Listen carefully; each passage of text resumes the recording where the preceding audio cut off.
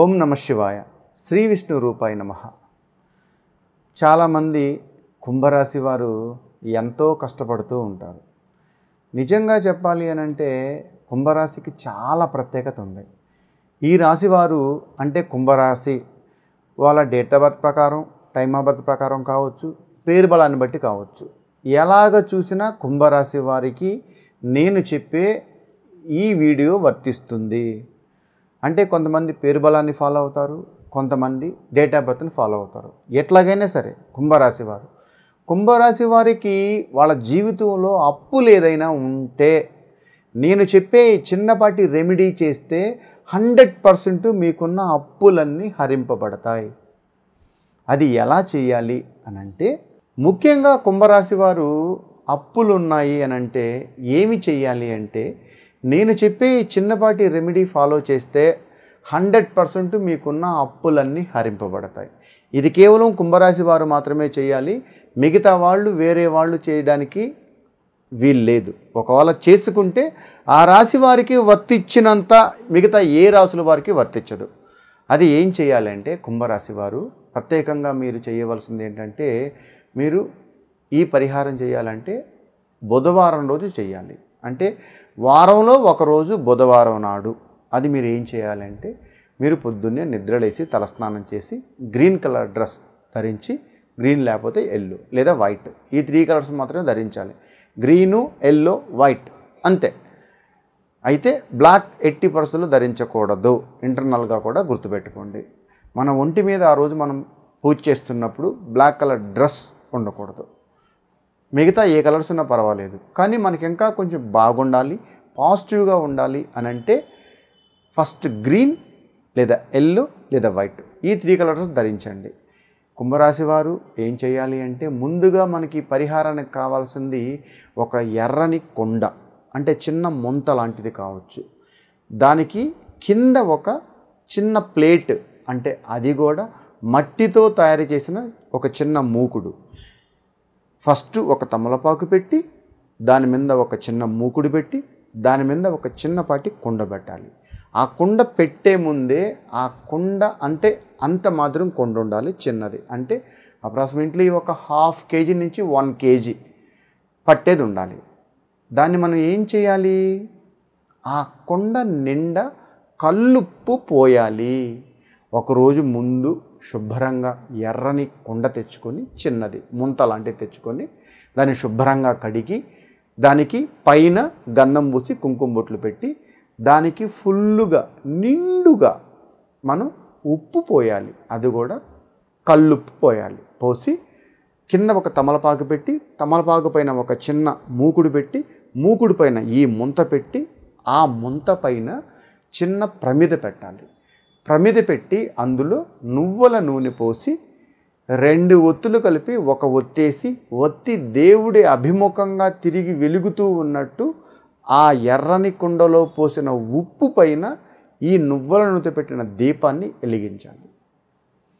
ఇది ఏ టైంలో చేయాలి అని అంటే, మీరు పొద్దున్నే అర్లీ మార్నింగ్ 4 o'clock నుంచి 10:45 లోపల చేయాలి.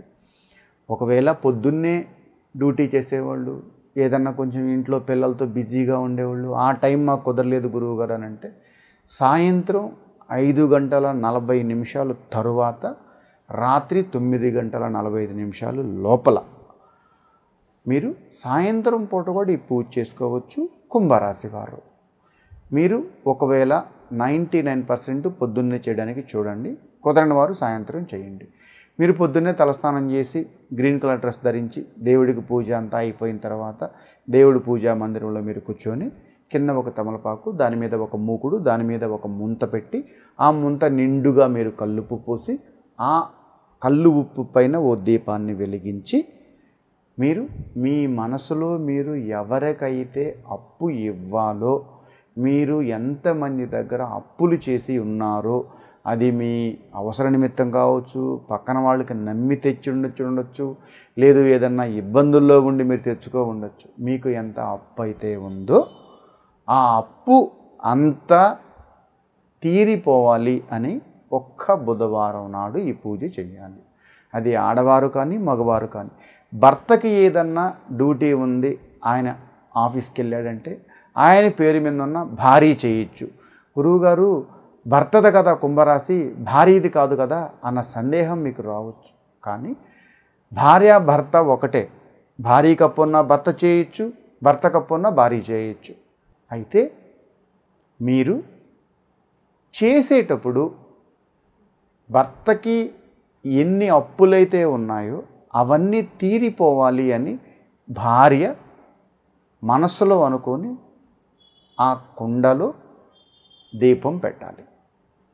అంటే కుండ నిండుగా పోసిన కల్లుప్పులు దీపం పెట్టాలి. అలా పెట్టి బుధవారం ఈ బుధవారం రోజు స్టార్ట్ చేస్తే మళ్ళీ వచ్చే బుధవారం రోజు ఈ పూజ చేయాలి. అలా 5 వారాలు చేయాలి. ఇప్పుడు మనం పొద్దున్నే పూజ చేసేసాం, పూజ అంతా అయిపోయింది. దీపం మధ్యాహ్నం వరకు ఎలిగి కొండెక్కింది. అప్పుడు మనం ఆ కుండలో ఉన్న ఆ ఉప్పు దీపాన్ని కింద ఉన్న ప్రమిదని ఏమి చేయాలి అని అంటే, మీకు దగ్గరలో ఎక్కడైనా వాటర్ ఉంటే వాటర్లో వేసేయాలి. 99% ఇది వాటర్లోనే వేయాలి. ఇప్పుడు చాలామందికి నది, బావి, చెరువు, సముద్రం అందుబాటులో ఉంటాయి. కొంతమందికి అందుబాటులో ఉండవు. ఇప్పుడు మాలా హైదరాబాద్లో ఉన్నారు. ఇక్కడి నుంచి మేము ఏదైనా అలాంటివి వేయాలి అంటే మాకు ఇక్కడ నదులు చాలా తక్కువ. ఎగ్జాంపుల్ చెప్పాలంటే మేము ట్యాంక్ బండ్కి వెళ్ళాలి, లేదంటే దుర్గమ్మ చెరువుకి వెళ్ళాలి, అవుట్ ఆఫ్ సిటీలోకి వెళ్ళాలి. ఇక్కడ కొంచెం తక్కువగా ఉంటాయి. అలాంటి వాళ్ళు ఏం చేయాలి అని అంటే, మీరు ఆ చిన్న ముంత ఏమైతే ఉందో అది నీటిలో మునిగేంత ఒక టబ్బులో నీళ్లు పట్టుకోవాలి. అది ఒక బకెట్ కానీ టబ్బు కానీ ఏదైనా కానీ. ఏం చేయాలి, ఆ దీపము, ఆ ఉప్పు, మూకుడు అన్నీ అందులో వేసేసేయాలి. ఉప్పు నీళ్ళలో కరిగిపోయిన తర్వాత ఆ ఏమైతే ఉన్నాయో ఆ మూకుడు, తమలపాకు, ఆ మూకుడు పైన ఉండే ముంత అన్నీ తీసేసి మీరు ఎవరు తిరగని చెట్టు మొదట్లో వేసేయచ్చు, లేదంటే డస్ట్బిన్లో పడేయచ్చు. ఈ నీళ్లు తీసి మనం షింకులో పోసేయచ్చు. ఇలా చేసేయాలి. ఒకవేళ సాయంత్రం పూట దీపం పెట్టారు, వాళ్ళు ఏం చేయాలంటే పొద్దున్న లేచిన తర్వాత పొద్దున్నే అవి అలా పడేయచ్చు. మామూలుగా వీలున్న వరకు వాటర్లో వేసేయాలి, లేదా ఎవరు తిరగని చెట్టు మొదట్లో వేసేయాలి. ఒకవేళ అది కూడా కుదరకపోతే మీరు ఇంట్లో ఈ పరిహారం చేసుకోవచ్చు. ఇలా బుధవారం 5 బుధవారాలు మీరు ఈ విధంగా చెయ్యాలి. 5 బుధవారాలు చేసేసిన తర్వాత మీరు ఒక్క మండలం గ్యాప్ తీసుకోండి. అంటే 41 రోజు. మీరు ఈ ఒక్క మండలంలోనే మీకు తేడా కనిపిస్తుంది. అంటే ఇంతకుముందు మనం ఎంతమందికి అప్పులు ఇచ్చినేము, ఎంతమంది తీరేయి, ఇంక ఎంతమంది ఉన్నాయి మీకు అర్థమైపోతుంది అంతే. ఈ కుంభరాశి వారు ఈ కుండలో దీపాన్ని పెట్టి పూజ చేస్తే వాళ్ళకి ఎలాంటి అప్పు ఉండదని ఈ రాశి వారికి ఉండే శాస్త్రంలో చెప్పబడింది.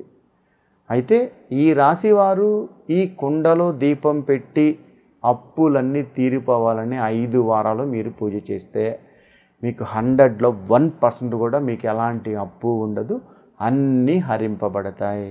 మీరు అలా పూజలో పెట్టిన ఆ ఉప్పు కొండ ఏ విధంగా నీళ్ళల్లో వేస్తే కరిగిపోతుందో మీకున్న అప్పులన్నీ అదే విధంగా హరింపబడతాయి.